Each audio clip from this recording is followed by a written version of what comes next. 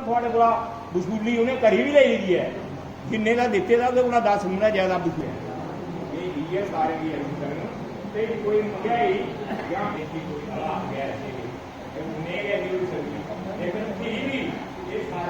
और आज बीजेपी किस तरह से प्रोपोगंडे चला रही है वो भी हम जानते हैं।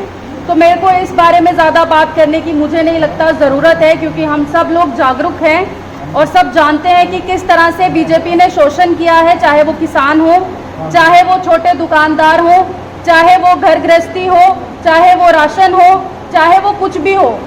तो महंगाई की मार है, पेट्रोल डीजल है लगातार बढ़ रहा है, लेकिन इस सरकार को जो है शर्म नहीं है। तो मैं आपको यही कहना चाहती हूँ कि डॉक्टर मनोहर लाल शर्मा जी की अध्यक्षता के अंडर हम कांग्रेस पार्टी के साथ दिन रात हैं और एकजुटता से हैं। हम यही चाहते हैं कि डॉक्टर साहब जो हैं वो पूरी दमदारी से आगे बढ़े, जैसे बढ़ रहे हैं, हमेशा से हमारा मार्गदर्शन कर रहे हैं। डिस्ट्रिक्ट कठुआ के अंदर, जम्मू कश्मीर के अंदर अगर सबसे ज़्यादा किसी नेता का नाम लिया जाता है अनबायस तो वो डॉक्टर साहब है। इस बात का हमें गर्व होना चाहिए कि वो कठुआ से हैं। डॉक्टर साहब बताएंगे, आज मीटिंग जो है वो रखी गई थी मंथली, क्या कहना चाहेंगे?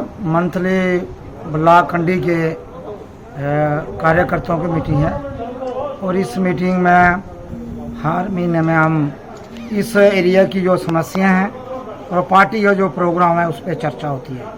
कार्यकर्ताओं से फीडबैक ली जाती है और पार्टी का जो नेशनल लेवल पे, प्रदेश लेवल पे, जिला लेवल पे जो कार्यक्रम है वो उनको दिया जाता है। तो आज की मीटिंग से यही मैं महसूस भी करता हूँ, ऑब्जर्व करता हूँ कि भारतीय जनता पार्टी की सरकार के प्रति जो लोगों में एक बहुत रोष है, जो 4-5 मुद्दों पे भारतीय जनता पार्टी की सरकार 2014 में केंद्र में भी आई और जम्मू कश्मीर में भी सब में रही है। जो ये 4-5 मुद्दों में ही ये सरकार पूरा जू टर्न लिया है, टोटल विफल रही है। मैं ये कहूँगा आज हम महंगाई आसमान पर है, पेट्रोल डीजल LPG गैस के रेट और खाने वाले तेल का रेट, दालों का रेट, चीनी का रेट, हर चीज़ जो रोज़मर्रा की चीज़ें हैं वो आसमान छू रही हैं और सरकार के कान तक जू नहीं रही है। पूरा देश पर हाकार कर रहा है और केंद्र सरकार इस विषय में ना बात करना चाहती है, ना कोई ऐसी पॉलिसी डिसीजन लेना चाहती है। इसके साथ बेरोजगारी इतनी है, रोजगार देना तो सरकार टोटल विफल रही है, ना इनकी नीति रही है। मगर रोजगार के साथ साथ जो रोजगार लगे थे कोविड की मिसमैनेजमेंट की वजह से जम्मू कश्मीर में 5 अगस्त के बाद लगातार पूरा ब्लॉकेड रहा, उसकी वजह से करोड़ों के लोगों को रोजगार पूरे देश में और जम्मू कश्मीर में भी गए हैं। रेडी फड़ी से लेके छोटा व्यापारी वर्ग है, इंडस्ट्रियलिस्ट है, चाहे पढ़ा लिखा युवा बेरोजगार है, इवन के डेली वेजर्स हैं उनको सैलरी से भी महरूम रहना पड़ रहा है सरकारी गवर्नमेंट के अंदर जो काम कर रहे हैं। इसके अलावा एक बात और मैं ये कहूँगा, भ्रष्टाचार। मोदी जी के 3-4 बातें हमें याद आती हैं। 25 करोड़ नौकरियां देंगे, 2 करोड़ हर साल में मिलेगी, भ्रष्टाचार मुक्त होगा देश।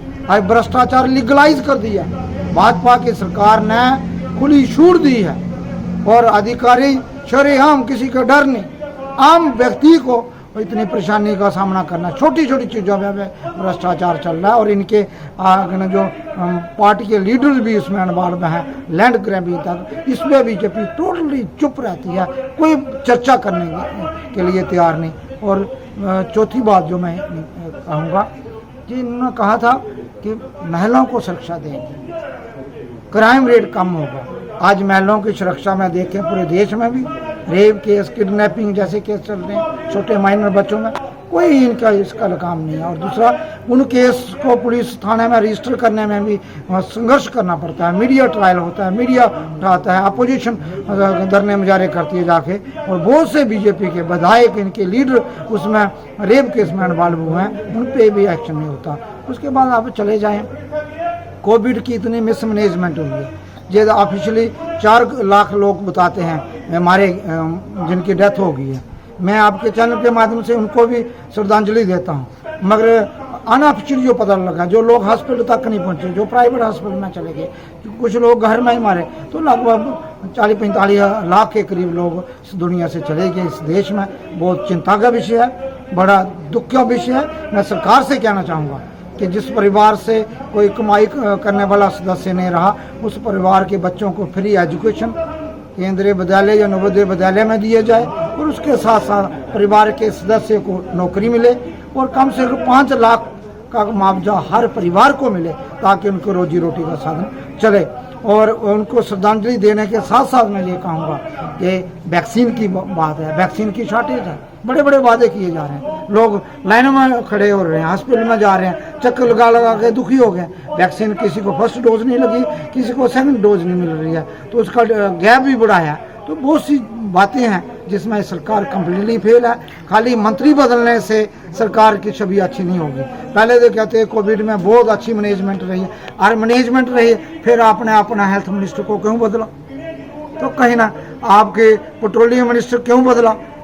तो कहीं ना कहीं किसान धरने में बैठा 7 महीने से संघर्ष कर रहा है, एक कड़ी गर्मी में भी, और आप उसका मजाक ले रहे हो। आप उस धरने को, एजिटेशन को कुचलने का हर संभव प्रयास कर रहे हो, और किसानों की बात सुनने नहीं चाहते। किसान आज देश की जनता की लड़ाई लड़ रहा है, 130 करोड़ लोगों की लड़ाई लड़ रहा है, और ये चीजें हैं।